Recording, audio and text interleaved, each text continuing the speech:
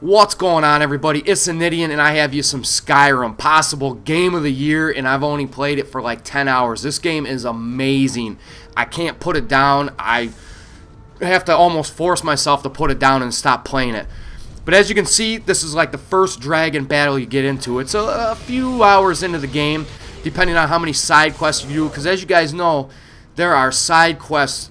I think there's like an infinite side quest system where side quests lead to more side quests, and you can literally like ignore the main storyline for hours upon hours until you get quests that kind of bring you towards that next area of your main story, so you're not traveling, you know, mass amount of distance for one quest.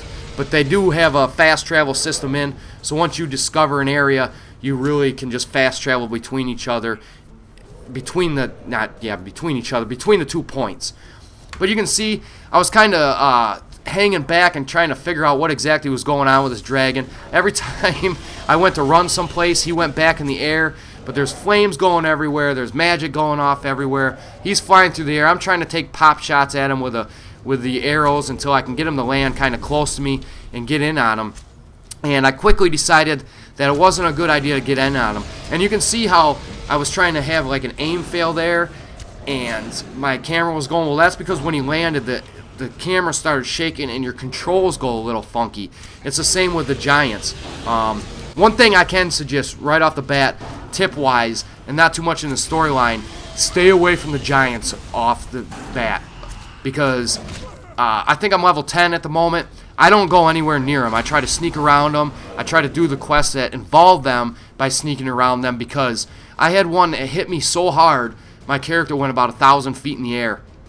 It was pretty funny. I ended up dying from the hit, obviously, but my dead body went 1,000 feet in the air.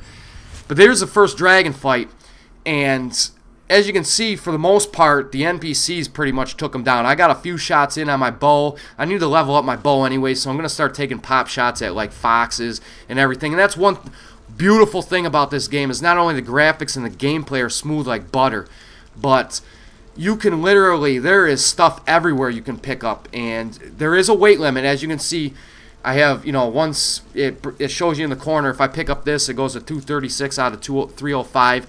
I've been having a little bit of a weight issue lately, and that deals with your stamina. Just a little FYI, if you raise your stamina, it raises your carrying ability. So I'm going to have to start pumping a little bit more points in stamina, because I've been focusing a lot on health to try to stay alive a lot easier. And, you know, there's just stuff everywhere you can do with crafting, enchanting, alchemy.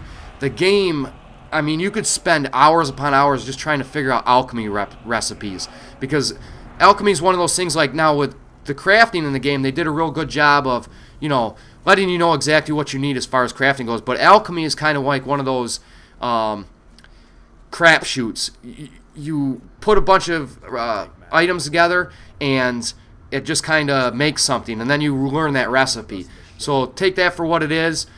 I haven't got too much into alchemy, because once I seen that, I was like, I just know that the recipe for healing potions is thistle and wheat. Just an FYI. But as you make it farther down the quest line, you come into this just epic quest, and I wanted to show you guys this because this was a blast. I didn't finish it. I ended up getting a little bit ahead of myself and thinking I was such a badass being a werewolf. No, this is not Twilight. This is Skyrim. But you can go into this, you get into this quest line of the companions, and they send you off to do a bunch of stuff, and as you do quests, you kind of earn more reputation with them. And then as you get farther, eventually you have a choice to become a werewolf or not become a werewolf. You don't have to become a werewolf. I decided, screw it, I'm going to become a werewolf. So as you can see here, we're going through the ritual of becoming a werewolf, and I'm going to give you a little sneak peek into that quest, because it was just one of the baddest things I've done in a while. And like between the cinematics and just that raw feeling of power you get, just destroying these guys was just awesome. And that is just like a smidget of what this game has to offer. So if this game doesn't get Game of the Year as far as RPG wise goes, I don't know what to say as far as game reviewers go, or who does the awards and stuff like this. But I'm telling you, just with only 10 hours in, unless I find a massive game-breaking glitch, there's no way that this game can't win some massive awards. Now, that being said, I have seen some small glitches. There are some small graphical glitches, and I get a little bit into that a little bit more into that in my first look that's going up on VidThru. I kind of go through the character creation and everything else, but like there's like cinematic cutscenes, especially when you have like you perform like a critical hit on an enemy to kill it, and it seems like I've recently switched over to swords. I was using nothing but maces. All the maces I found were, exponentially better than what the swords I found were. And I finally got a sword that I could switch out. But the mace cutscenes were really wonky. Like, it'd go in, and it'd go into the cutscene, and then, like, all of a sudden, it would show, like, the foot of the enemy. Now, with the swords, I haven't had one yet that glitched out. So it may just be weapon-specific. But here, as you can see, once you decide to turn into a werewolf, you get the beast form power. And one thing you gotta kind of pay attention to, and one thing I forgot until I went to the beast form mode, was that you have an ancestral power depending on what race you take. Now, I have one that kind of bursts me in the flames, and enemies take 8 damage every time they get close to me. And I haven't used it up to this point because I'm going to be honest, I completely forgot I had it. But once I went into beast mode, I'm like, whoa, I have that thing, and I need to start using it more, because there's been in some situations that I've gotten into where I really wish that I would have been pumping out a little bit more damage than just swinging my mace around. Even though once you get into the leveling tree and start leveling up your, say, your magic or your one-handed abilities, you hit like a Mack truck with a one-hander. I can't imagine if I was starting to level up my two-handers, but that's the kind of route I'm going to take, is more of a kind of like the knight stance I took in Dark Souls. But if you guys are going to ask me to kind of compare it to Dark Souls, to me these are two different beasts. Dark Souls kind of had set goals. Like, you go in and you go from point A to point B, you kill a boss, and there's a reason why you killed that boss. And then you go from point B to point C and kill another boss, so on and so forth, all the way to Z. Now, this game has so many options and so much customization and how you can personalize the game for your playstyle and your character, that you can't kind of compare the two. Are they both RPGs? Yes, you can put them in the same genre. But as far as game-wise goes, it'd almost be like, the comparison between Battlefield 3 and Call of Duty. They're first-person shooters. A lot of people try to compare them, but you really can't in the long run.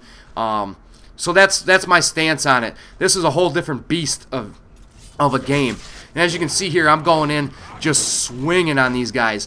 And for the most part, they take like one hit and you get down on them and you're just crushing them. Some of them block with a shield, but they can't last too much even with a shield. And you can see me munching on this guy.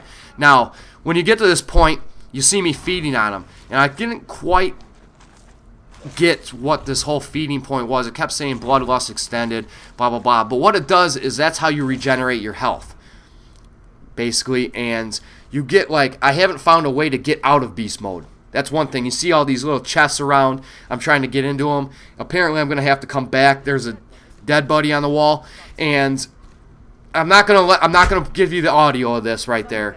So I'm not trying to give you guys too much in the story. If there's something specific you guys want to see, if there's a specific quest that you're stuck on and you're trying to get around it, or you just, you're sick of beating your head against the wall, let me know.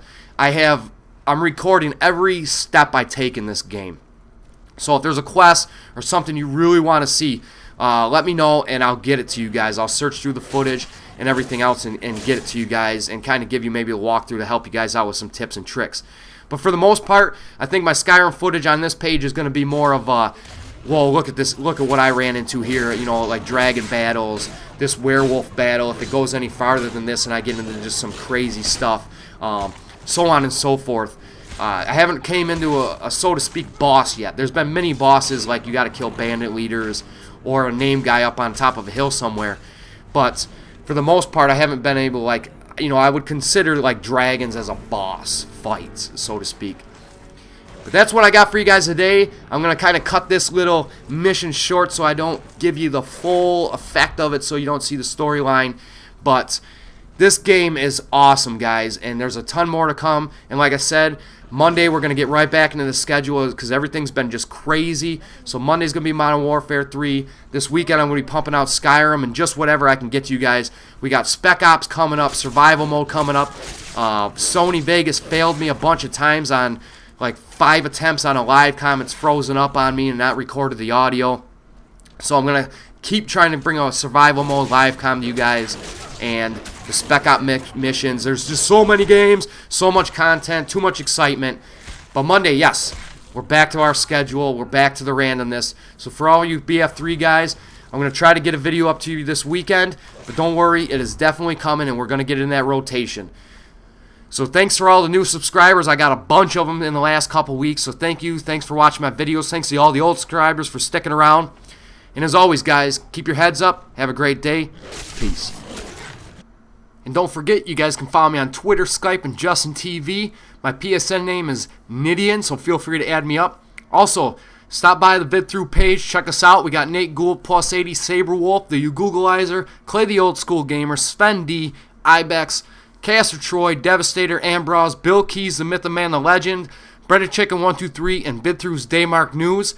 We got a bunch of directors and a bunch of content over there, guys, that I'm sure you guys are going to enjoy. So stop on by, check us out. Have a great day. Peace.